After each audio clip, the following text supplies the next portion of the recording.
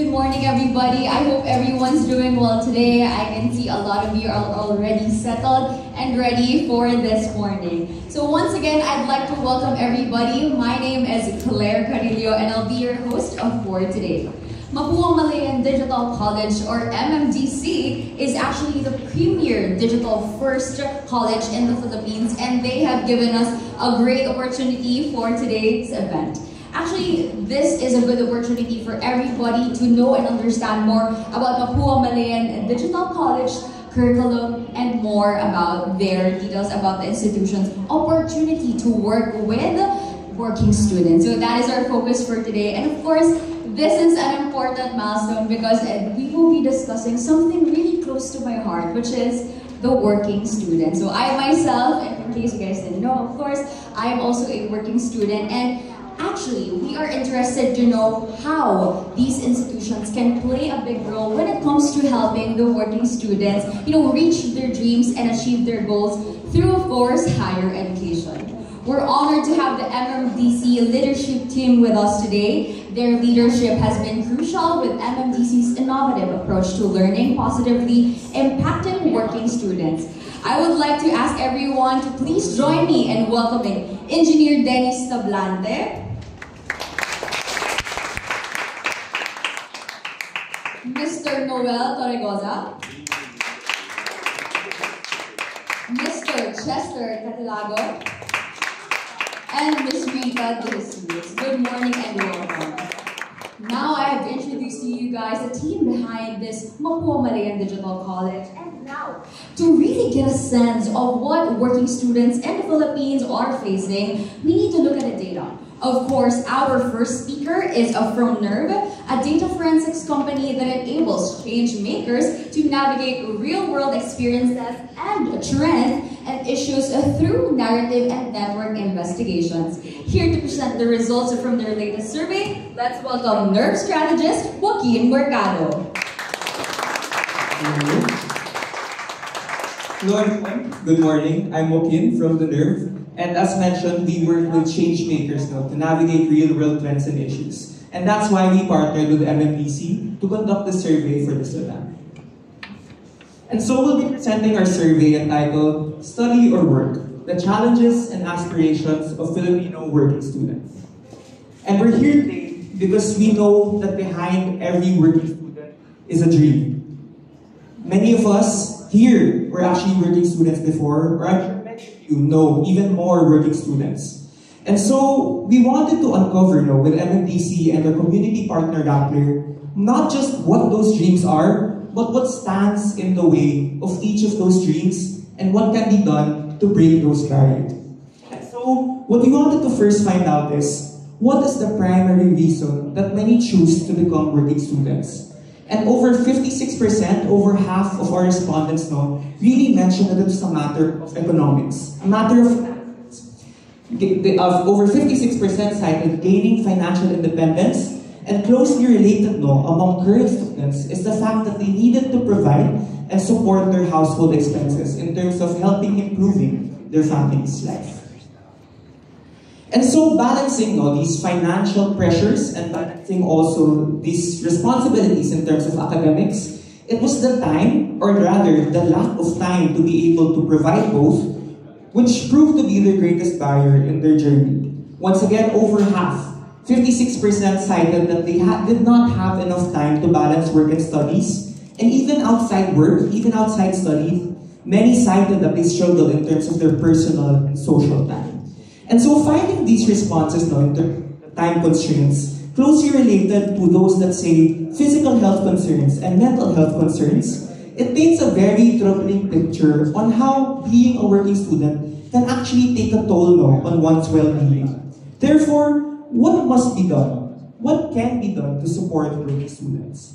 And this question is especially emphasized because in the worst cases, it is these financial pressures, it is these time constraints altogether which forces many to drop out. First, when we look at part-time students, these part-time students are those we can say are likely under the most financial strain.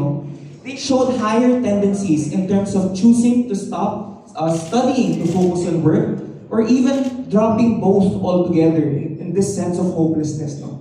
And second, when we look at college dropouts who participated in the survey, what we find is that it's really a limited financial capability which proved to impede their ability to complete their college degree, including familial responsibilities, which also manifested in terms of a lack of time in what they were able to study and their work that they do.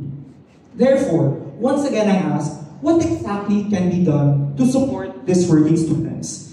And this question is especially relevant when we find that ambition is never and was never the issue when it comes to these working students. In our survey, over 86% of respondents showed that they were eager to upskill, saying that the desire to learn, the desire to understand that they can grow through education isn't just present, but rather it's undeniable. Over 60% of our respondents said that they were actively seeking opportunities to learn, opportunities to upskill, and that 26% said that they really wanted to upskill, but worried about the capabilities in terms of times and in costs. Notably too, upskilling through workshops, short courses, and micro-certifications proved to be especially popular among our set of respondents. And the reasons that we preferred these short courses and micro-credentials was really an emphasis on the practicality of it. Practicality in terms of the lessons, practicality in terms of time that they're able to devote, and ultimately, practicality in being able to achieve the career they've always wanted. However, even with upskilling through these types of micro-certifications and short courses, the same barriers which prove to impede their ability as working students are also present in these kinds of activities, these kinds of education. They still worry about the time limits of time and money. Particularly, our respondents say that they can only set aside up to 5 hours per week in terms of upskilling. And second, they're only willing to shell out more, many are reluctant to spend more than 5,000 on a short course or micro-credential. However, with the ambition that was already emphasized earlier, matters of logistics, matters of finances shouldn't really impede those ambitions. They shouldn't be those that limit the large ambition of today's Filipino students and Filipino employees. Therefore, what exactly can be done to provide the working students the support that they need? And so we asked them directly. First and foremost, what our working students emphasized, whether they be current working students or those that are interested to upskill, current employees even, is flexibility in both work and study schedules. It's what they cited as the most critical support needed across all groups. As you can see here, whether one is a current working student, a former working student, employed but interested in a short course, it is really the flexibility that they're after in terms of their time. But something that also manifested in our survey is that flexibility was not just important in terms of time, but also flexibility in terms of finances. Given that financial pressures largely form the backdrop and the context of why many choose to upskill, why many choose to become working students, it is really the alleviation of these financial pressures, or really just a form of assistance in these financial pressures, which could really prove to uplift their situation and empower them towards achieving their dreams. However, more than just being able to provide flexibility in terms of work and study schedules, what we also want to emphasize is that supporting working students must go beyond just this. Relevant, real-world experience must be embedded to ensure not just educational achievement, but career readiness. And we see this because many respondents in our survey either indicated that they were not in fields of study that they wanted to pursue as a career, or alternatively, were not necessarily working jobs that aligned with the career that they wanted to pursue. Therefore, for working students, for those interested to upskill, echoing the practicality that was mentioned earlier, these types of upskilling opportunities are really relevant ways to dip their feet into the real world, to develop the relevant skills that they want to go after this career that they've always dreamed of. And so, as we close this presentation, and as we begin our celebration of National Working Students Day, we want to summarize this report not just by citing figures, citing data points, but rather calling for action in 4 key areas. First is flexibility. Given that balancing work and balancing studies is really the #1 pressure that a lot of working students face, the need for flexible study and work arrangements are really necessary to empower them to manage both commitments confidently. Second, real-world skills. As earlier mentioned, more than just the flexibility, there's a necessity to equip our students today, to equip our employees today even, with those real-world skills which allow the career progression, which allow the career shifting, or whatever form of career that empowers them to achieve the dreams that they want. And third is continuity. Upskilling is interesting not just to today's high school students, not just to today's college students, but even those that are currently employed. Therefore, we must create a culture of continuing education. Continuing education where it's not just allowed that our employees have the time to upskill, but rather where this upskilling is encouraged through short courses, micro-certifications, and the like. However, lastly, what we ultimately call for is the need for accessibility. Given that financial pressures prove to be a large pain point, whether it be today's working students or today's current employees, we must create opportunities for these working students to alleviate their financial stress, whether that be through scholarships, employer-backed education programs, and flexible tuition options. And so, if you'd like to know more about the survey that we conducted, we'd be glad to answer more questions. No? And also, you may find out more about the work that we do by visiting our website. So, thank you for your time.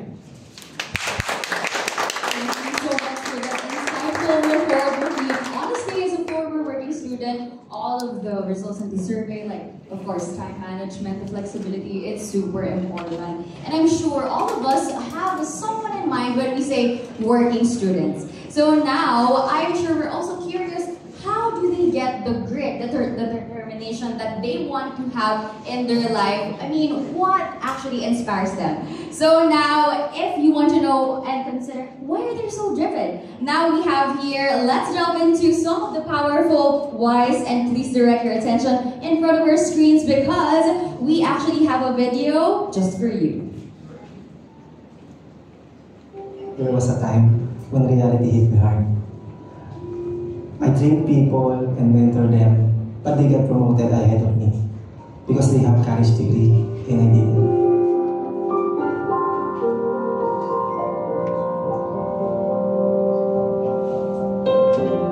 Hi, I'm Michael Pablo Sudara, and you may call me Mikey.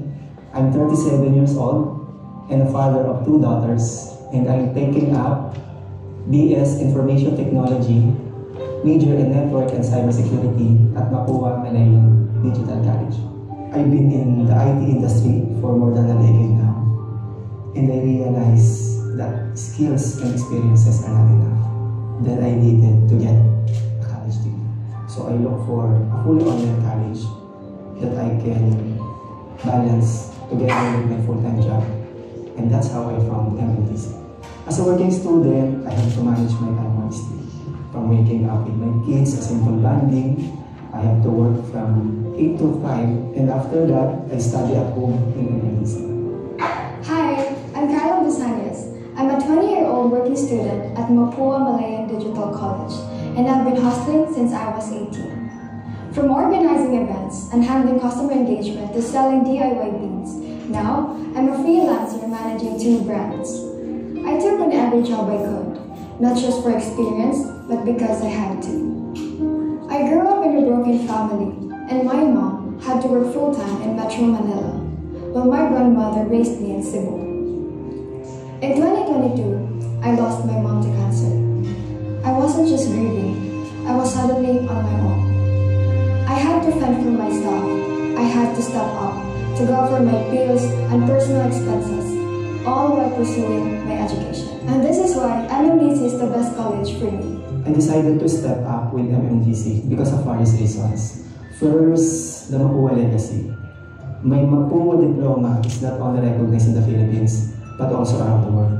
Secondly, the fully online learning model.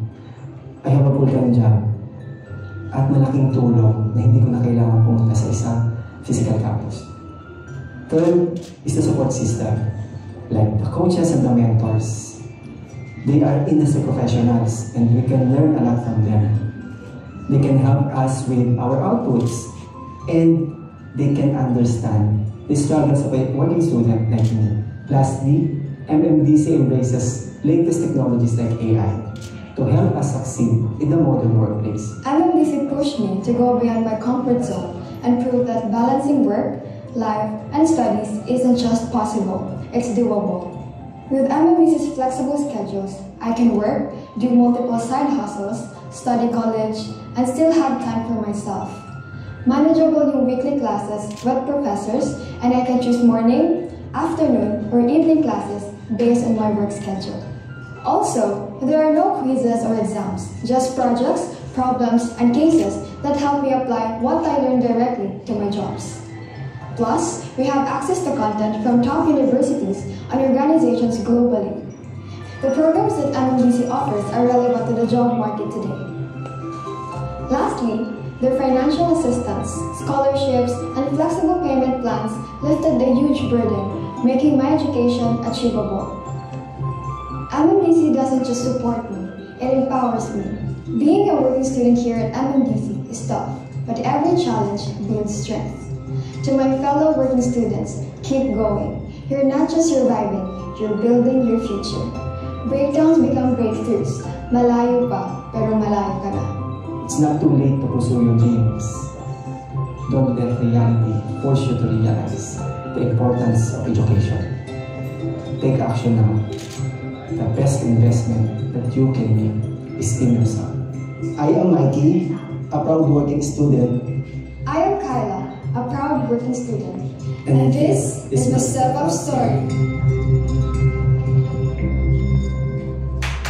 A wonderful video. Let's all give Kyla and Michael a warm round of applause, everybody. And as you have seen, that is a video produced by Philstar that featured two MMDC students, Kyla and Michael. Once again, they have reflected their unique journey, all their experiences, and of course, the truly resonation of their whys have been seen on the video that was presented. And as you've seen, it's not easy to be a working student. They're juggling both family, while working at the same time, and also making sure that their education is still there in their everyday life. So now, I'm super excited to announce to everyone that we are all here. Let's all celebrate Mapua Malayan Digital's part of its Step Up sa Pangarap movement to establish on March 21st. Again, March 21st every year as National Working Students Day. That is this Friday. Once again, March 21, it's National Working Students Day. So if you can see there, this is actually an annual event that is to celebrate the achievements of the working students that we have in our lives, or if you have a friend or if you know someone who is dearly to you, this is to recognize. And of course, we have these extraordinary stories and their dedication must be celebrated as well. So the National Working Students Day is a platform to honor and celebrate the success of working students to shine a light on their relentless pursuit of education. And of course, with their career success as well as their struggles, their stories and hopes for the future. One of the key goals of the National Working Students Day is to empower undergraduates who dream of completing their college journey. We want you to know that it is possible. MMDC and a thriving community of employers and organizations are actually ready to support and empower you. These include McDonald's, 7-Eleven, RCBC, Rappler, CCAP, IBPAP, Microsoft, Concentrix, and Sutherland. So mark your calendars, everybody, and let's celebrate National Working Students Day on March 21st. Again, you can share your unique working student stories if you are, or if you know someone in your life, please don't forget to support them. And of course, don't forget to use the official hashtag. It's on the screens. It's Working Students Day page. So once again, don't forget to follow and tag Mapua Malayan Digital on their social media. And we actually have a filter on our stories. So please don't forget, again, at Mapua Malayan Digital on Instagram. You can tag us and use the filter as well. So given this, I know a lot of you are curious, okay, what is the programs, or what are the programs that are going to be offered. So given this, we also set the National Working Students Day as an opportunity to build the community of support from our organization. And of course, we have the academe to uplift the people or the working students with, as hardworking individuals, of course, we want to make sure that they are well supported.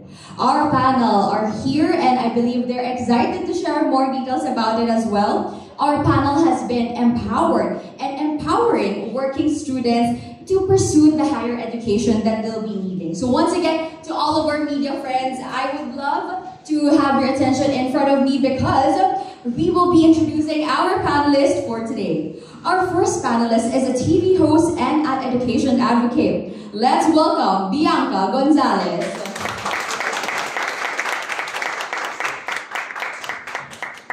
Our next panelist is Vice President at Mapua Malayan Digital College, Jenny Chua. Joining the discussion this morning is Adi Hernandez, Assistant Vice President at McDonald's Philippines Golden Arches Development Corporation. Rounding out our speakers today is Jean Pange from Rappler. Okay, so now that we are all seated, how is everyone doing today? Good? Okay. I know a lot of you are excited, so Bianca, let's start with you. I prepared here a few questions, of course, to make sure that we fill in the gaps, as you can see on the screen. So Bianca, let's start with you. After watching the video of Kyla and Michael's inspiring, of course, and very relatable video, I'm curious, what are the driving forces behind your decision to pursue your studies? Of course, despite your early career opportunities in life, what made you pursue it? Thank you very much. Hi, good morning everyone. So I think I am just one of the many real-life examples of the data presented earlier. In my case though, I started working third-year college, so the opportunity presented itself, and usually pag ganon, if it's the job that you do want to pursue when you graduate, kunin mo na. But non-negotiable sa akin to finish college. Actually, more non-negotiable ng nanay at tatay ko to finish college, but for me as well, naging importante. I know a lot of Pinoys relate to that, na yun ang gusto talagang pamana ng magulang ang makapagtapos. And so, I eventually ended up doing part-time school. I underloaded so that I can do the work that I actually want to do. And I feel it was mutually beneficial. I remember last year, I interviewed Nico, one of the working students from MMDC, and sabi niya na minsan, yung lesson niya sa umaga, biglang nung gabi when he went to work, na-apply na niya kaagad when he encountered a problem. And super I was able to relate when he said that, because when I would do work, for example, sa prod on set, ito yung diniscuss ng prof ko kanina or the other week. And so, although I was a working student, 23 years ago. Tagal na. I think the problems are very, very much the same. Iba lang yung milieu. Kasi syempre mas digital na ngayon. So, so inspired by the two who shared their story earlier. Thank you so much for that. And I would agree with that na talagang ma-apply mo na after ma-discuss ng mga professors. And that's the real-life experience that MMDC actually offers. And now, thank you so much, Bianca, for that. And now, let's go to Jenny. We've heard about the challenges of working students when it comes to balancing school and work, as we have seen on the stats a while ago. So, Jenny, can you please share with us how MMDC has been supporting working students in the past years?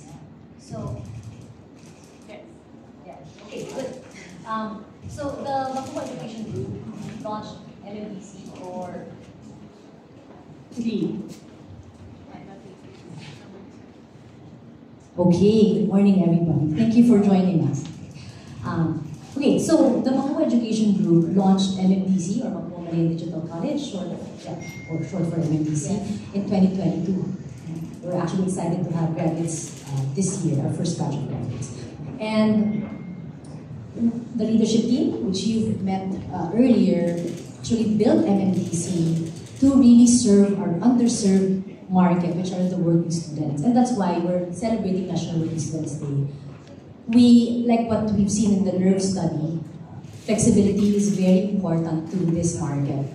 And just like what Carla and Mikey shared with everybody, they really desire to go back to school or to manage balancing school and work, because work is very important to them. But there has to be the academe as a support. Right? Traditional school setup may not work for working students in the country. And the growth of our economy is also banking on our graduates. Right? And so we're here to support them with flexible college model that will allow them to balance their lives and also be able to get the skills that they need to be relevant in the workforce.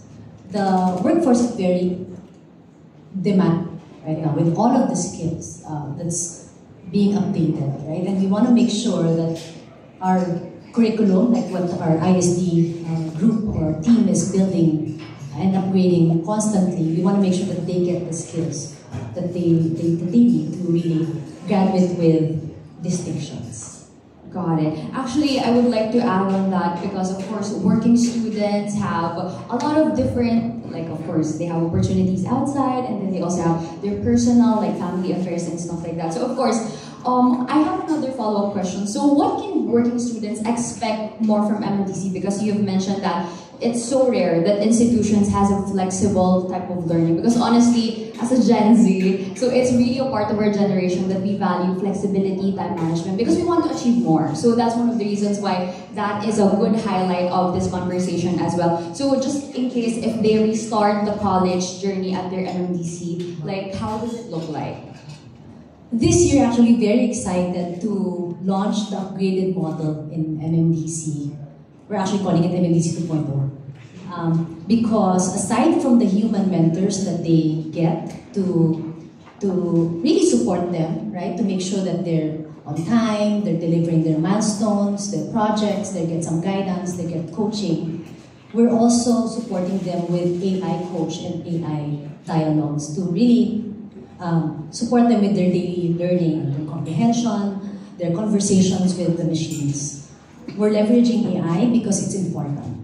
If not, they're going to be left behind. So while they're studying at MMDC, they're already working with the machines. So that when they get to the workforce, or while they're in the workforce already because they're working students, they're prepared. Okay. So that's one thing that we're very excited about. The other one is we're also opening up micro-credentials, giving them the ability to access micro-credentials to gain the skills that they need, again, to make sure that they're hireable, right? So, you know, these micro-credentials is also booming in our country. It started, you know, it's a global trend already that students need to, or working professionals need to have the right skills for the right job. Right? So it's not just about graduating with a diploma, right? It's about the skills. How are the employers able to utilize you for the job that they need you to do? Right? So we've partnered with big brands, especially in the in-demand jobs like Meta, Google, IBM, Adobe, to make sure that these are the skills that we need. That is good to hear. Thank you so much for that, Jenny. And now, let me turn my attention to Aggie. So, hi, good morning. McDonald's Philippines has been providing our continuing education support to its employees through partial scholarships made possible in partnership with, of course, MMDC. So, how do you think MMDC's learning model can benefit these employees that you have? And of course, how can they support their work at McDonald's? Okay, so I want to greet first. Magandang umaga po sa inyong lahat. So, and happy National Working Students Day, and of course, happy Women's Month, as evidence of the panel here. So, sisimulan ko, I was not a working student, but I proudly work and try to make things better for 40,000 working students with the work that we do for McDonald's. And I think to start by what Joaquin presented, the nerves about flexibility, the need for flexibility, financial security, upskilling, as echoed by my co-panelists. These are not new. These are the same realities that these over 40,000 working students working at McDonald's also go through every day. And what I think we are most proud of is that we've solved the first. At McDonald's, we provide flexible work hours. So how it goes is that they give their schedule, their school schedule for the term, and we plan the shifts around their schedule. So that removes that barrier for flexibility. The second is the need for upskilling. And aside from our world-class training programs, so if I can be very candid with everyone in this room, because it's global standards, it makes our crew very, very marketable. And in fact, very desirable to other McDonald's markets abroad. And actually, the highest now, we've seen a lot of movement or a lot of former McDonald's people going to Canada, New Zealand with their families because the learning and the training that they were able to get while they were working here in McDonald's Philippines is exactly at the same caliber and level at global, so they can work in any McDonald's market all over the world. So that's on upskilling. And finally, on the career progression, there is this myth or there is this belief that working at a fast food is a dead-end job. I think it's a very Western sentiment, but somehow it has permeated through here in the market. Thinking na kapag fast food or pag ano lang yun, dead end, walang angat or walang progression. Hindi po yun totoo. So especially for McDonald's, because after our crew graduates college, they are given the option if they want to proceed and they work as a manager. Because one of our requirements for you to start in your management development program is for you to finish college. Meron kaming direct. Pagka-graduate, pwede ka nang dumiretso as manager. And I'm happy to share that a lot of the McDonald's leaders in the boardroom today started working as a crew. A good example is our Senior Vice President and Head of Operations who handles all our 790 stores. He was a working student, he was in UP, and then he was working as a crew, and now he's SVP. So I think those are the three things. And when we worked with MMDC, it was a perfect complement to our commitment to providing our students with flexibility, because they are able to make it even easier for our students to be able to balance school and work with the online model. Because another thing that's critical for us, aside from the student schedule, is we have to make sure that they live nearby. We do not assign, if a student is working in Quezon City, we won't assign you to a branch in Pasig. We will assign you within QC, closest to either your home or to your school. So, and I think the model, the online learning model, is really very helpful to our working students, who are also a lot of slashers, as we call them. Slashers because they are students / service crew / content creators / everything, slashers. And because they are slashers, the mobility even between their workplace and their home is very critical. So to be able to hustle anywhere and learn and study anywhere is very valuable to them. So that's why I think I'll take the opportunity to send my thanks, to give my thanks on behalf of Kenneth, Yang, and Margot Torres to the leadership of MMDC for this. Thank you for putting this for our working students and for partnering with us and further supporting our McDonald's working students more. Thank you so much for that, Abby. And of course, since you're touching everything already, I know that's a lot of information, but I hope you guys picked up a lot. And of course, I'm super happy that McDonald's is actually acknowledging everybody, like as simple as being accessible to near their homes. Because actually nowadays, honestly, going to different places, it's super traffic, and that is inevitable. So of course, there are big corporations and companies that are really helping us each step of the way. And of course, thank you so much for that. And now let's hear from Rappler, Ms. Jean, to talk about, of course, its newest online learning platform. So I believe you can tell us more about RapLearn. So will MMDC courses be available there? Hello. Okay, so good morning everyone. So for the longest time, Rappler has been doing a lot of roadshows. So we do go to different provinces and regions to talk about how they can use social media for social good. And we've also done online webinars during the pandemic and transition that we went during the pandemic.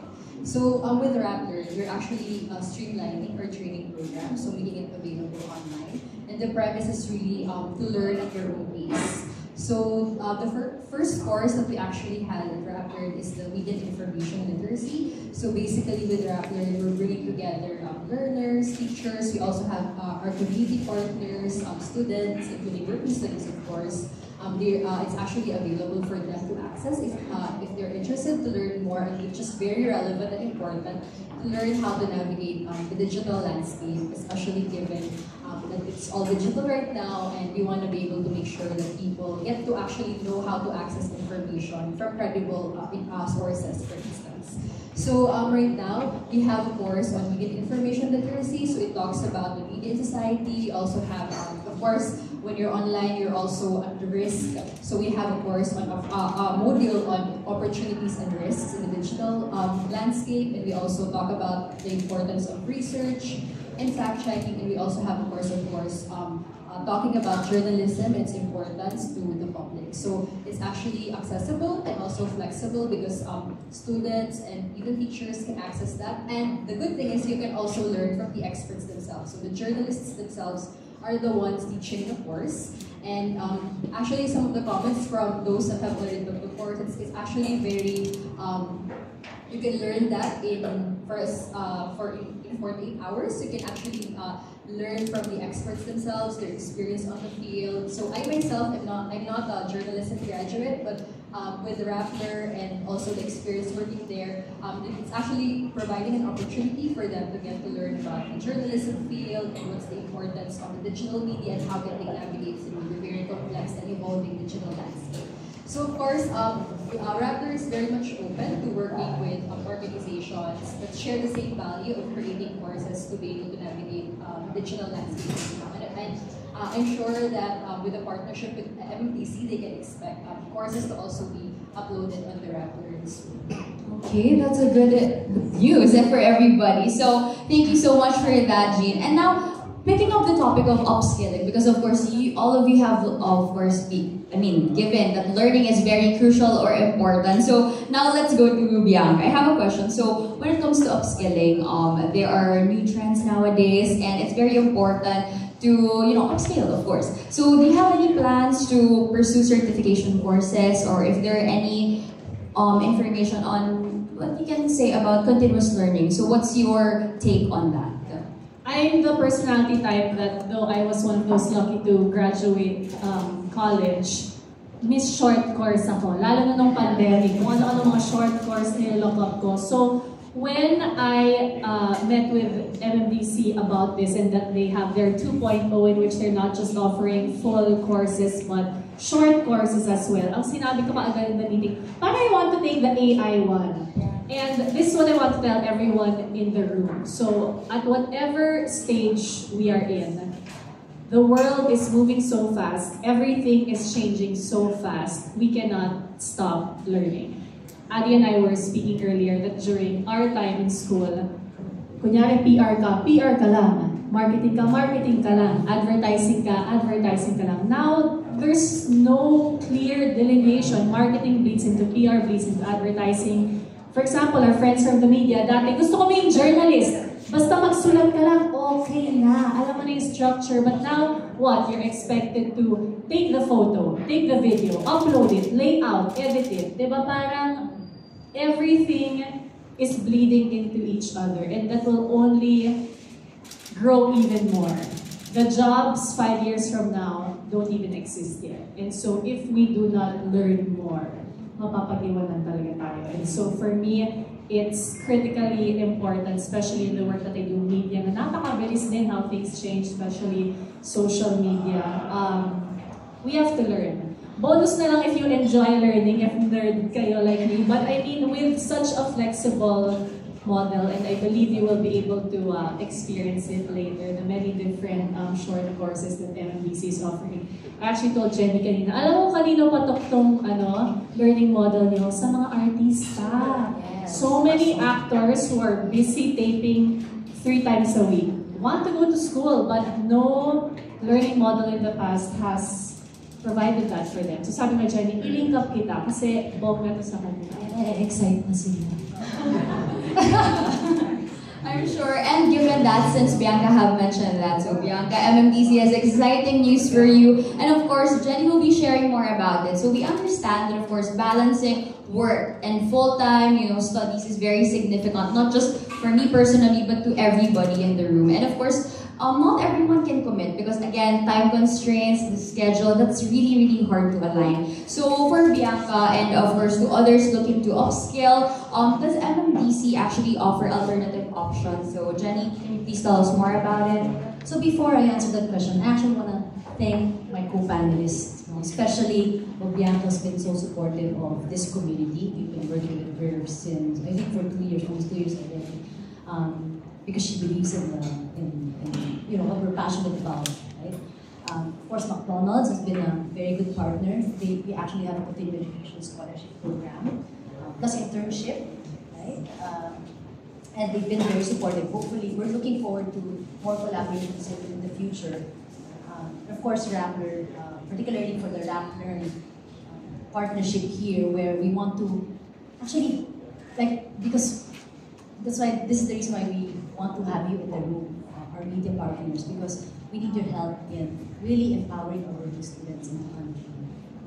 Again, the mission of MMDC is to provide better experiences through college education, right? so that our working students will eventually have better lives, better careers, and to be able to contribute back to the organizations, thus improving our country in general with IT applied in business. Like what my co-panelist said, it's not just about marketing and just PR or tech, all these new fields, right? It's an end-to-end role already for many of the jobs that we need to fill. So, super excited to share with you guys that we recently launched Career LeapPad. Career LeapPad is a collection of short certification programs for these students to get micro-credentials, to earn micro-credentials that employers value. And these are not just local employers, but these are also global employers. So we're really preparing more students to be equipped in the workplace. So we are initially offering 5 programs in 3 fields. As you know, virtual assistance is very big now. It's globally significantly growing. So virtual assistance is one that's actually led by MMDC in terms of curating the program. The other one is social media marketing with Meta, digital marketing and e-commerce with Google, content creation with Adobe, and data analytics with IBM. So these 3 fields, virtual assistance, marketing and technology. And these are just the initial programs that we've launched, where the classes starts this April. And in the future, within the year, we'll be launching more programs. Very excited to share that with you guys. As soon as they're launched, we'll definitely share it. Well, other fields we want to be in would be customer service, sales, and even ESL, English as Second Language. And these are the 5 fields that our ISD or Instructional System Design team looked into, and they looked at what are the jobs that employers need to fill and where students can come in. That's the gap we need to fill with the Career LeapPad program certificates. So we want to make sure that we're not just offering micro-credentials, but we want to make sure that they get a job. Because that's what we want them to have. So it's not just about, collecting all the certifications, right? We want them to be able to apply them and put them in their CVs, so that they'll be globally recognized. It's very unique. The model is very unique because it's not just, again, getting certifications. They're actually guided to the use of our platform. Our platform partner is Coursera. Yeah, you're all familiar with Coursera. And we have personal guidance. So as soon as they finish the program, they will be guided by our student affairs team or our guidance team to help them with their CV preparation, their interview, so that they can be, again, the goal is to get them a job. Even connecting them with their partners. And what's the beauty of this is that they will be going through a very personalized track, right? Our academics team curated the pathways, meaning, for example, for virtual assistants, they made sure that the courses that you get or you take are properly sought within the Coursera space, and actually also our academics will also come up with their own content and put it in the system, where it's not just bara-bara, ano na lang available. Like they really had to think about what are the skills that they need to learn, and then compiling that, collecting that as a micro-credential. I hope I explained it right, but of course, Noel Torregoza, our IST director, can talk more about that later. But that's why we're so excited, and we can come up with. Of course, this is just initial 5, but we want to come up with. I don't want to say a number, but we're gonna come up with a lot. Like for example, AI. I'm actually very particular about robotics because that's it's everywhere now. A lot of machine learning, all of those technology play that modern workplaces are revolutionizing. We get students every month, and it's very affordable. Like what the NERV study said, they can only shell out 5,000. Right? This one is within that. It's about 5,000 to 9,000 per program, and you can actually get a credential. So we want to make it very accessible to Filipinos, not just here in the Philippines, but around the world. Yeah, that's a very, very insightful conversation. So once again, I just want to say thank you to our panelists this morning. Let's all give them a warm round of applause, please. So they will be staying on stage to prepare for more Q&A. So I hope they're ready to answer more questions from the media. So now we are opening the floor for any questions from our audience, of course. Of course, I just want to let you guys know that there's a mic, so you can raise your hand if you have any questions for us, and you can approach the microphone holder. So, okay, so we have a first question. So, okay, do we have your name, sir? Okay, sorry, I thought you were raising your hand for the question. Okay, so is there anyone in the room who would like to ask questions? So we have here, sir, who has the microphone. Can you just raise your hand so you can approach him just in case you have any questions? So for me personally, I have a lot of questions since I am also a working student, well, technically I was a working student. So I really value time management and of course adaptability. And at the same time, all of these skills that I have learned today, these are not all taught in school. I learned it or I experienced this in the labor force or in the work field already. So for the first question, I have a question for Ms. Jenny. So you've mentioned more details about the career lead path certification. So how is this different from the traditional certification program? So again, it's international. So can you give us like a summary version on what they can expect from this certification? If I may, I will ask Sir Noel to answer. Yes, because he actually leads the team who is creating and curating all of this program. So, sure. So, I guess the key differences lie in specificity and how widely recognized the certificates are, right? So, when it comes to certifications, what makes them so attractive to potential employers would be how well or how closely they fit the specific capabilities that they require in the field. And that's what these certifications, I guess that's the advantage of these certifications. They're consistently updated. There's been a lot of talk about how quickly things change and how quickly businesses evolve. And because we're offering something that's digital, we're able to keep up with all of these changes. We're able to update everything as quickly as, I guess, the environment demands. Secondarily, I guess it's no secret that the reason why people chase after certifications, aside from having the skills, would be to legitimize the capabilities that they have. For potential employers to look at their profile and go, okay, I think this is the right person to perform the job for us. And if you have big brands attached to your certifications, such as, I think what was mentioned earlier were Google, IBM, and the like, then it simply adds to how marketable you become as a job seeker. So I think those are the key advantages of our certification. Okay, so earlier you guys have mentioned something about AI features. So do you have specific AI tools that are integrated to this, and how do they enhance, of course, the learning experience of all the students? Right. So AI has been a hot topic in education for a lot of different reasons. No? But stick to your question. I think the first way that, and you'll hopefully experience this later when we demo this to everyone, the first way that this impacts the learning experience is that it expands the capacity of the teacher, right? If you're a teacher, one of the key challenges is being able to address all of the needs of your students.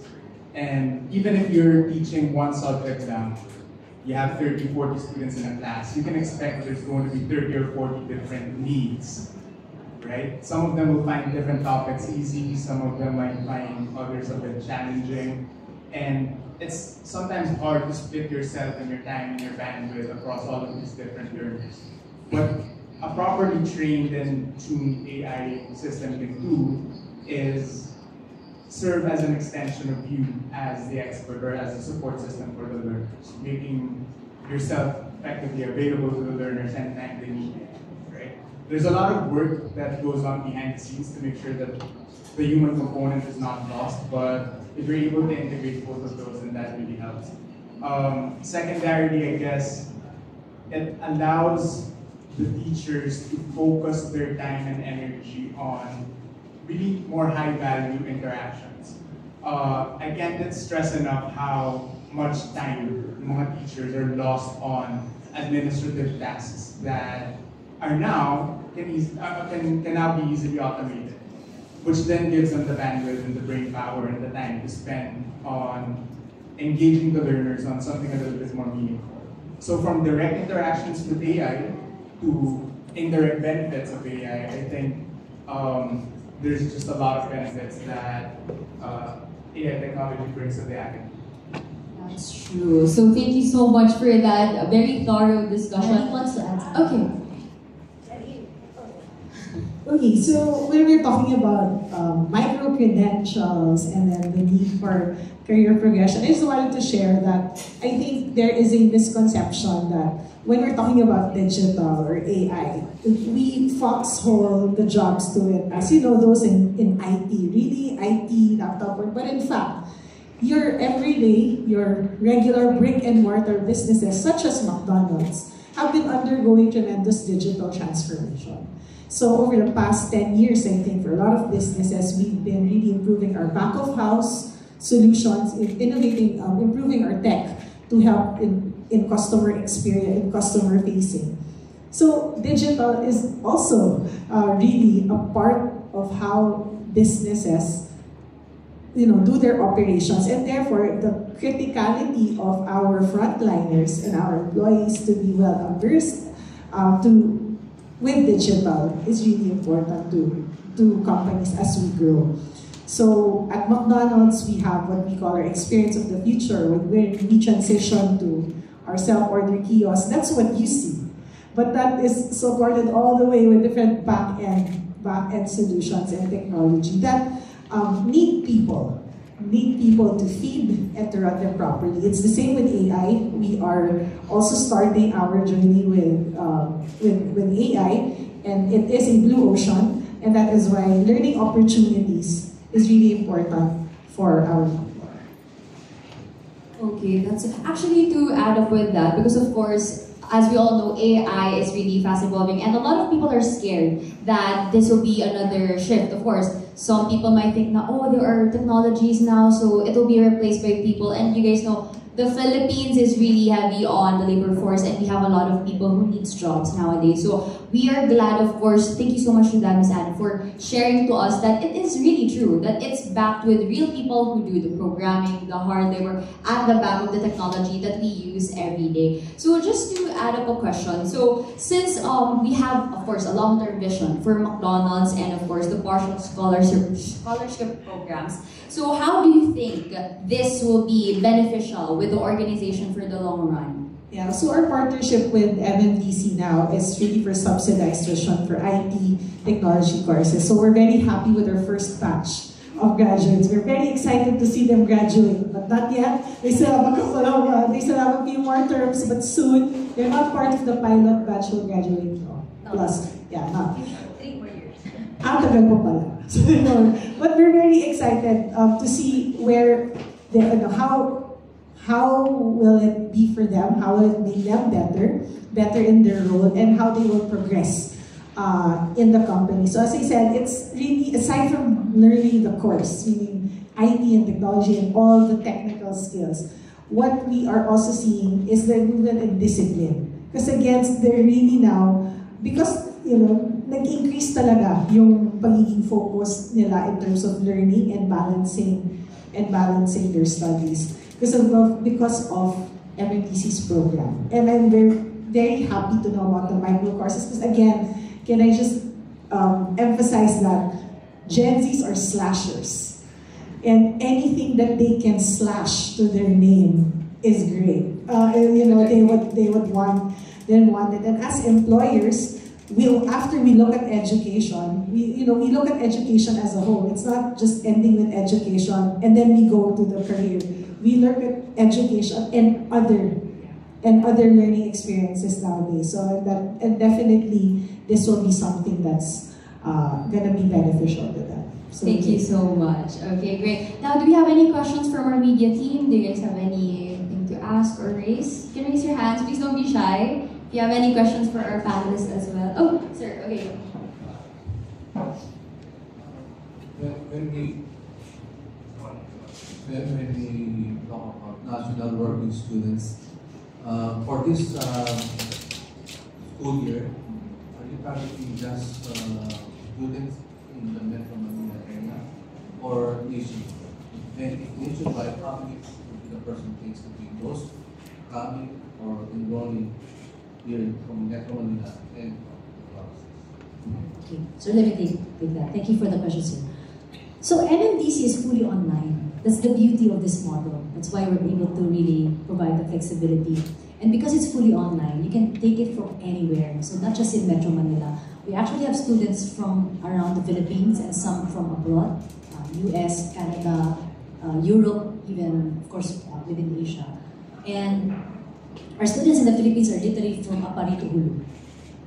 So you have students, most of our students are in Metro Manila, and then some Bulacan, Rizal, then down south, Cavite, Laguna, Batangas, and then we have a strong community also in Negros Occidental, and then Cebu and Iloilo and some in Davao. So you see, they're across the country because of that flexibility. So in terms of growth, sir, we've been growing 100% year on year. That's a very big target for us, but it's a challenge we'd like to take because that's the purpose of the model. That's the purpose of MMDC, is to really serve the students. There are a lot of dropouts every year. It's an average is about 200,000 college dropouts, and that would mean, again, that's a survey result. And we want to serve as many working students as well. Thank you so much, Ren. Thank you so much, sir. Okay, we have another question here. Yes, Jingas here from the Manila Times. I heard someone mention about future jobs that hasn't been created yet.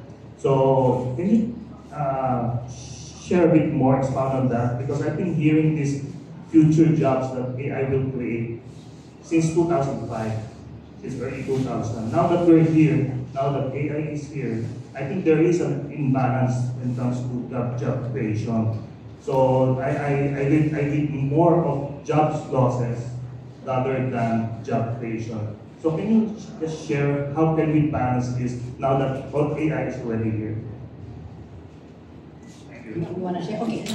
Being the employer first. Okay, so let me again just run a few facts. So when we opened our first store in 1981, we never practiced contractualization. Directly hired all our crew. So fast forward to 2025, we are over 65,000 plus, 58,000 are crew, and we have 7,000 managers.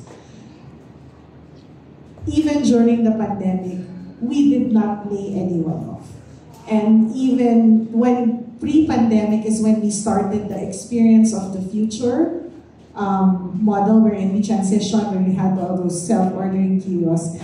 It is again a misconception that we cut jobs. We still employ an average of 75 to 80 crew members per store, and we're opening at least 65 to 70 new stores every year.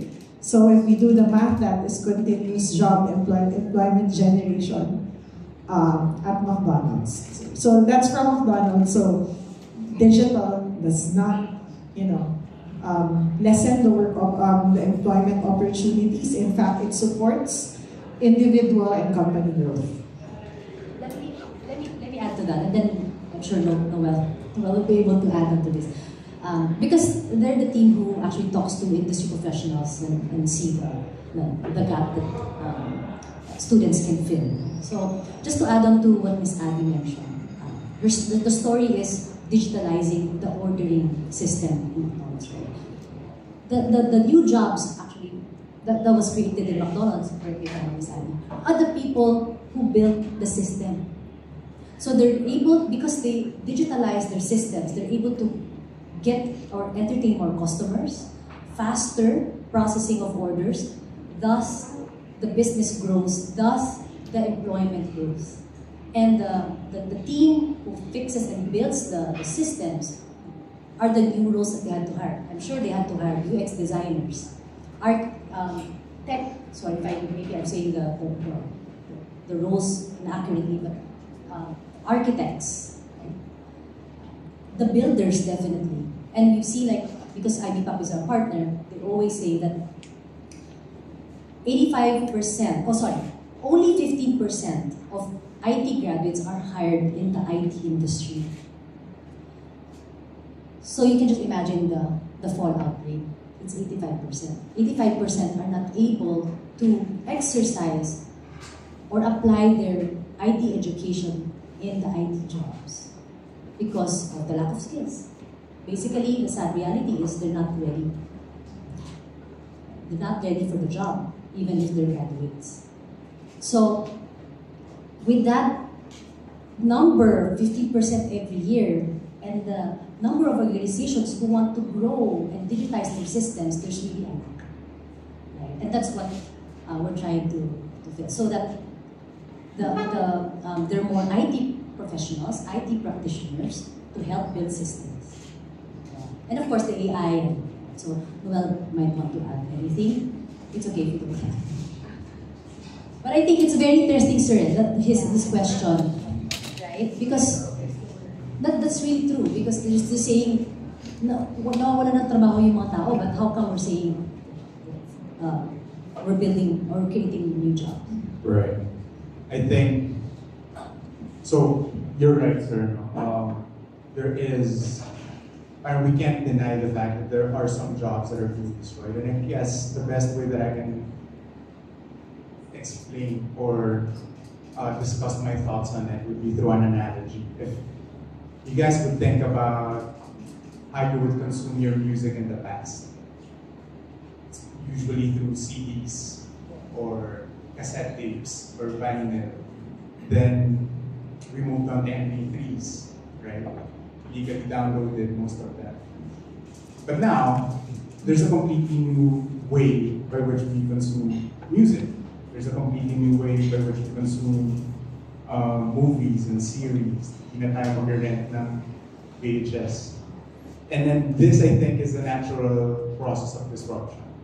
I think AI is a very disruptive tool. And it's true that it will, quote unquote, lead to the extinction of some of the previous ways of doing things. But in the same breath, it also generates a bunch of new opportunities, a bunch of ways to do things different, maybe achieve the same results but through different means. Now, it's true, but we can't deny that what that may result in would be a loss in jobs. But what that also emphasizes is the need for us to really invest in continuous learning and really appreciate how much technology has impacted or influenced all of our careers, our lives, and our day-to-day. So I think that's where MMDC and all of our partners who share the same vision come into play. We need to just emphasize the fact that if we want to remain, I guess, competitive in the job market, then we just have to continuously here. Because opportunities will be there. We just need to be ready for it when the time arrives. I would agree, and that is also adaptability to the new technology ahead of us. So, do we have any last question? Okay, sir. Do you think micro-credentialing can help, not solve, but do something about job hopping? Or has it been a problem? Or job matching? Yes.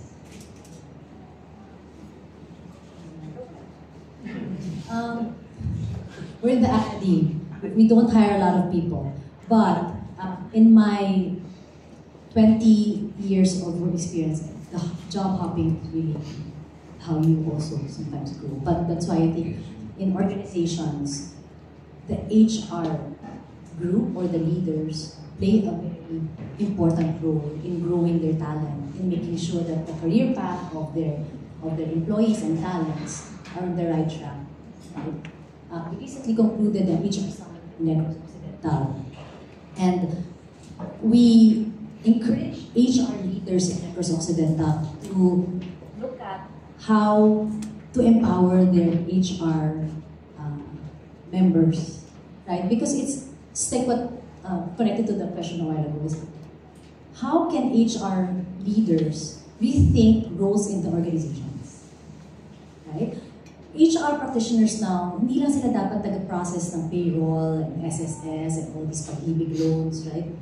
They have to think about how can the talent or the new jobs fulfill the deliveries and the automations needed in the organization.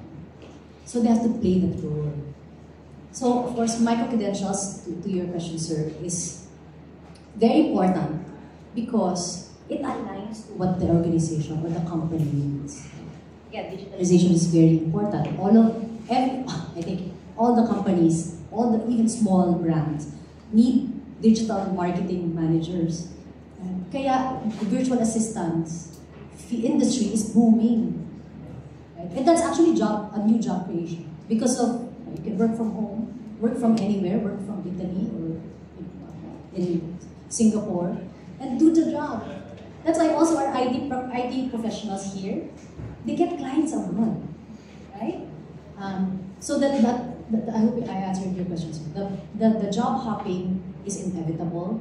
It's really up to the organization how to take care of them. Can I add? The job hopping, I feel, because I see it a lot also, especially in our field, I think it's more a personal or individual choice rather than an industry thing. In terms of micro-credentials, this is why I feel it's so important, especially for any industry or space that is more creative, maybe business. To your point about HR, two things. One is, a lot of companies don't call it HR anymore, don't call it human resource, they call it Chief People Officer. Because you're not just hiring credentials on a paper, they now have the career progression in mind. And that's where the extra little things attended this workshop, part of this seminar, took a short course on this, plays a role. And distilling that to, for example, the work that I do, when I look at a CV, or for example you will look at a CV, you'd want a Gen Z assistant to help you with your work. Ang kukunin mo, ang may maliliit na credentials of skills that you don't have, that this person can complement. So I feel like that's where micro-credentials are very, very important. Kunyari, hindi ko skill ang editing, hindi ko skill ang shooting. Then when you see someone who wants to apply as a social media manager, you would favor someone na kahit hindi siya yung mataas ang grades, hindi siya yung top ganito, pero merong skills specific to your needs. I think especially in the more production, creative media, small business space, micro-credentials would be very, very beneficial for not just Gen Zs, but even like millennials, Gen Xers, and so on. From a corporate perspective, so micro-credentials, two ways to look at it. As an employer, we see offering these micro-credentials to our employees as a means to engage and build culture. So it's a way to really engage our people. So for example, we have a program like Crewators, wherein we tap our crew and turn them into content creators. We professionalize them. We get, for example, really production people to train them. So instead of us paying hundreds or hundreds of thousands to the different content creators. We start with our own pool. Because again, we have a huge pool of Gen Z talent, over 40,000 too. And lahat yan nasa TikTok. Hindi ko sure. Saka ginagawa na nila during break time, so why not? Sana hindi. Sana hindi. I mean, yun talaga yung reality nung crew namin. So we have those. We see them also as a way to engage them creatively. Because Gen Z, even you can't box them into a classroom type training anymore. So we have to be more creative and find fun ways to connect and really teach them at the same time these skills. So they can TikTok while making fries. Napaisip, baka pala after the show. But yeah, and we're actually happy if you check out our latest campaign. So we have one, her name's Sheninata Said. She's from McDonald's Guzu. You can Google her. She was featured as one of our endorsers. She appeared on TV ads, billboards, because she was a crew and she was a content creator. And I think she's able to, to pass it on and basically really influence the culture. So I see that as an opportunity when it comes to micro-credentials, that it can also build your company culture and increase employee engagement and retention.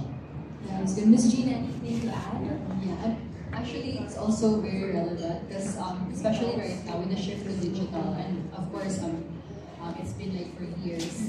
There are also some journalists who would find themselves like, of course, the media industry also suffered from a lot of layoffs due to the political and economical factors.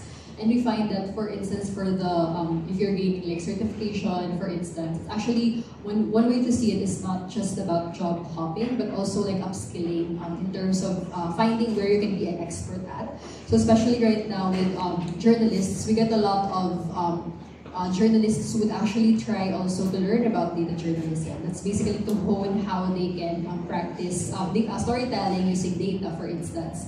Or if they want to focus on like photos, like they can take a course on photojournalism because they're also expected to also take good photos, or maybe do also video creation. So those are actually very helpful short courses as well, especially given the need to be able to learn more knowledge, for instance, and to also blend in. And I think one of the things that I also want to share is you can get all the short courses if you want, but for instance, for journalists, I find that some of the people that I work with, because we also do at Rappler, we have a fellowship program which we call the Aris Root for Journalism Fellowship.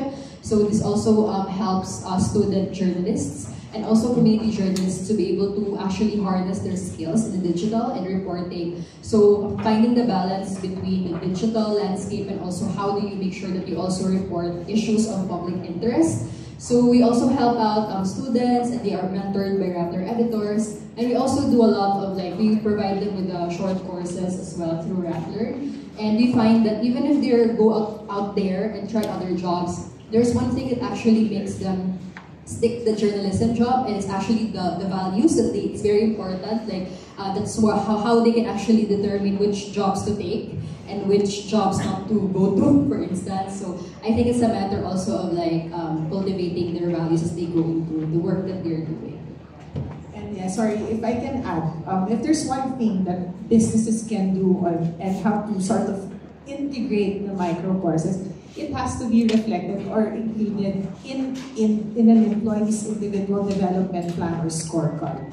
They should, every year, diba, their performance review yan. Hindi lang dapat nire-review yung naging results niya during the time. Pero kung ano rin yung mga learning classes, or if they were able to do yung learning path set out for them. So dapat, din siya, minimeasure siya ng company, and nire-rate or minimeasure yung empleyado against it. Because it now has the accountability. As an employee, you have to be responsible for your own learning. You do the micro-credentials, you pursue your studies, that's you. And then on the flip side, the employer has the responsibility to provide you with those tools, to provide you with those opportunities, and ensure you follow through. So I think it's really a two-way thing, but for companies, it should really be part of how you monitor and how you really review and assess an employee's performance. It should include their holistic development. Thank you so much for that. Okay, we have last question, sorry. Yes. Hi. At the beginning of the discussion, there was talk about, it was never about the dream, but actually about the lost economic opportunity, especially in the case of women who have to step back because they have to be mothers, to be homemakers, to raise children. And also the fact that there's the proverbial work-life balance among women, the guilt of working, of raising a home, running the family. So how is the online course, MMDC, how is it addressing, filling in the gap for women, especially since we're celebrating this month? Yes. Okay, great. So maybe we can have a short summary for it, so based on experience. Alam mo, if I were a 30-something new mom who didn't finish school, maybe has 2 years to go, who wants to work but breastfeed my baby at home, literal with this learning model, a mom can be breastfeeding at home and taking the online course. So I think that's a perfect framing as well to the one of the many benefits of a learning model like this. Okay, so thank you for the question because I want to share with you. Happy Women's Month. 55% of our students actually women. And we've heard stories. You know, IT, ang stigma dyan ay puro lalaki. Diba? Ang lalaki. But we're seeing that more women are getting into IT. Not just because of, well, one, because there's a lot of jobs out there for IT professionals, but also because of the flexibility. We have several students who are taking, for example, IT, data analytics, and because they want to complement their current work with the ability to storify data, look into how the data can provide insights for the company. So, yeah, we're very much happy to support women. In fact, also, our students are from 18 to our oldest, 50. 48, 50 years old, so, and a lot of them are women. Happy to support them. Okay. The VA program also, ang daming gusto nila. Yeah, that is true. I mean, a lot of people get work. So once again, I just want to say thank you to all of our panelists. Let's give them a warm round of applause, everybody.